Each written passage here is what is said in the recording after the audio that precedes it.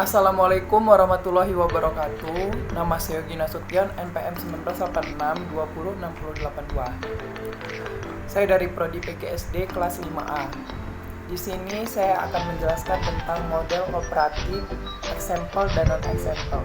Langkah-langkah yang sebelum dimodifikasi adalah: yang pertama, guru akan menyediakan gambar yang cocok dengan misi pembelajaran. Gambar yang dipakai harus sesuai dengan materi yang akan disampaikan dengan kompetensi yang telah ada. Yang kedua, guru akan mempresentasikan gambar pada dinding atau LCD proyektor. Pada langkah ini, guru bisa menyuruh siswa untuk menyediakan gambar yang sesuai. Selanjutnya, siswa akan membuat grup belajar. Selanjutnya ada yang ketiga, guru akan mengarahkan siswa untuk menyimak gambar dan menganalisanya. Siswa akan diberi kesempatan berupa waktu untuk memahami gambar tersebut. Guru juga bisa memberikan clue agar siswa bisa terangsang dalam memahami gambar. Yang keempat, guru mengarahkan siswa untuk membuat grup belajar 2-3 dan kita menyesuaikan dengan kelas yang bertujuan untuk menganalisa gambar lebih lanjut. Lalu analisa tersebut ditulis di kertas yang telah disediakan oleh guru. Yang kelima ada setiap guru belajar dan akan diberi untuk mempresentasikan di depan kelas dari diskusi yang telah didapat.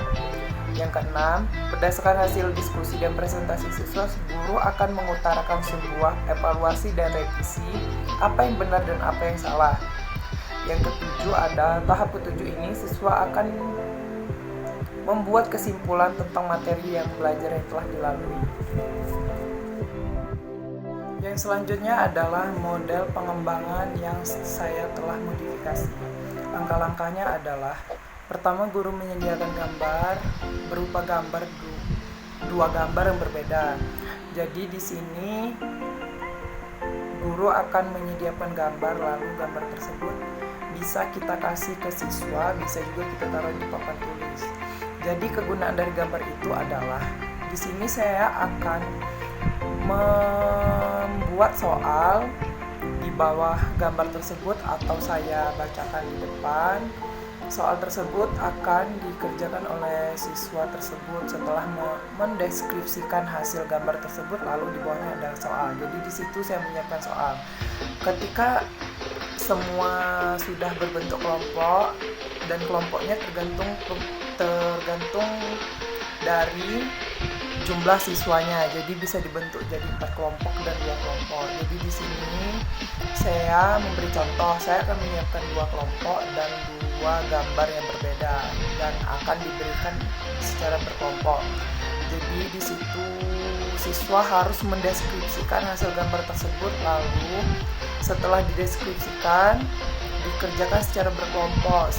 Setelah dikerjakan secara berkelompok, siswa maju ke depan dan dipanggil. Saya akan membuat permainan untuk memanggil siswa tersebut, seperti permainan lempar bola dengan menggunakan lagu. Jadi di sini saya akan menambahkan game sedikit untuk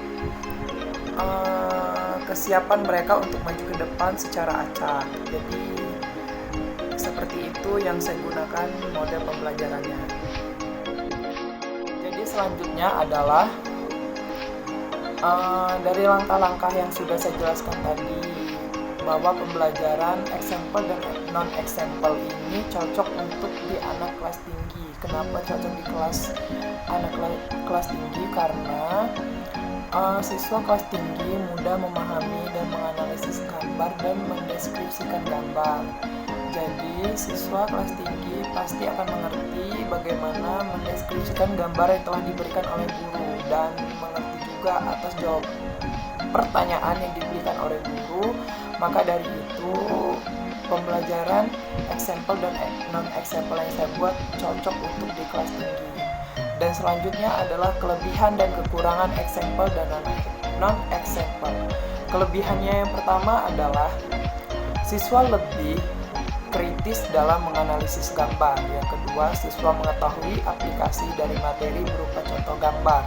Yang ketiga, siswa diberi kesempatan untuk mengemukakan pendapatnya. Jadi siswa di sini mampu menganalisis gambar dan berdiskusi kelompok secara berkelompok, lalu nanti siswa akan diberi giliran untuk maju ke depan untuk menunjukkan hasil diskusi yang telah mereka kerjakan secara berkelompok.